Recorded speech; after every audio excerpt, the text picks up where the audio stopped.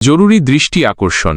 মান্নানঘাট বাজার রক্ষায় কর্তৃপক্ষের হস্তক্ষেপ কামনা করছি। অত্যন্ত দুঃখের সাথে জানাচ্ছি যে আমাদের সুনামগঞ্জ জেলার জামালগঞ্জ থানার অন্তর্গত সংবাদপুর বাজার মান্নানঘাটের ১ নম্বর লঞ্চঘাট ফেরিঘাটটি রঞ্জঘাট নদীগর্ভে বিলীন হয়ে গেছে। এর সাথে আরও ৩টি দোকানও পানির নিচে তলিয়ে গেছে। এই ঘটনায় আমরা মান্নানঘাট বাজারের ব্যবসায়ী এবং সাধারণ জনগণ চরম আতঙ্কের মধ্যে আছি। যেভাবে ভাঙন শুরু হয়েছে, এখনই যদি যথাযথ কর্তৃপক্ষ বা প্রশাসনের বিরুদ্ধে কোনো ব্যবস্থা না নেয়, তবে অচিরেই আমাদের পুরো বাজারটি ধ্বংস হয়ে যাওয়ার আশঙ্কা রয়েছে। সংশ্লিষ্ট সকলের কাছে বিনীত অনুরোধ, আমাদের জানমাল ও বাজার রক্ষায় অতি দ্রুত প্রয়োজনীয় ব্যবস্থা গ্রহণ করুন। সবাই ভিডিওটি লাইক ও কমেন্ট করে বেশি বেশি শেয়ার করুন, যাতে বিষয়টি কর্তৃপক্ষের নজরে আসে। মান্নানঘাট বাজার আজ হুমকির মুখে, সবাই পাশে দাঁড়ান।